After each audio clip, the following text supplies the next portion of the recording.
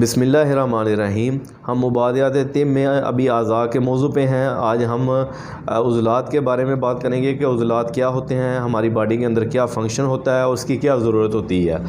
تو یہ خالص گوشت ہے، جتنا ہماری باڈی کے اندر جتنا بھی گوشت ہے، یہ جو عضلات ہیں اس کو مچھلیاں بھی کہتے ہیں، اور ان کے اندر سے جو اعصاب ہیں، جس پہ میں نے ابھی پچھلی ویڈیو بنائی ہے، اوتار رباطات، ان پہ الگ الگ ویڈیو بنائی ہوئی، یہ دیکھ لیں یہ کیا ہوتے ہیں۔ یہ ان گوشت کے اندر سے گزرتے ہیں، اور اس کا سب سے جو بڑا فنکشن ہوتا ہے ہماری باڈی میں، جتنی بھی حرکات ہیں، ظاہری حرکات، باطنی حرکات، ارادی حرکات، غیر ارادی حرکات، وہ یہ عضلات کرتے ہیں۔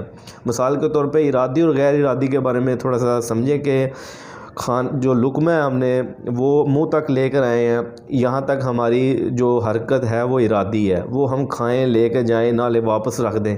لیکن جب وہ جو خوراک والی نالی ہے اس کے اندر اتر گئی تو اس پہ ہمارا کنٹرول ختم ہو گیا بس۔ اسی طرح جو پھیپھڑوں کی حرکت ہے، ایک حد تک تو ہم اس کو روک سکتے ہیں، لیکن اس کے بعد وہ غیر ارادی ہو جاتی ہیں۔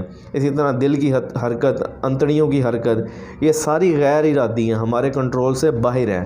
تو جتنی بھی ارادی اور غیر ارادی حرکات ہے وہ عضلات جو ہے کرتے ہیں۔ ٹھیک ہو گیا۔ اور اس کا جو سب سے بڑا فائدہ ہوتا ہے کہ یہ حرارت غریزی اور رطوبت غریزی کو محفوظ رکھتے ہیں جسم کے اندر۔ جو زندگی ہے، یعنی ایک جو کیسہ ہے، سیل ہے، اس کے اندر جو مادہ حیات ہے، اس کے اندر حرارت ہے، جو زندگی ہے۔ اگر وہ حرارت ختم ہو جائے تو موت، جو رطوبت ختم ہو جائے تو موت۔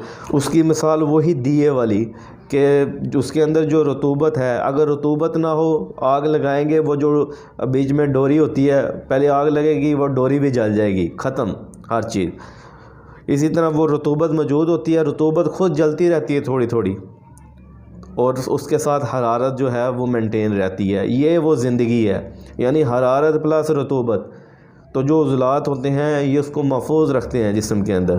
یعنی کہ جو انسان اگر دوڑ کے آتا ہے، اس کے اندر سے جو وہ حرارت محسوس ہو رہی ہوتی ہے، وہ یہی حرارت ہوتی ہے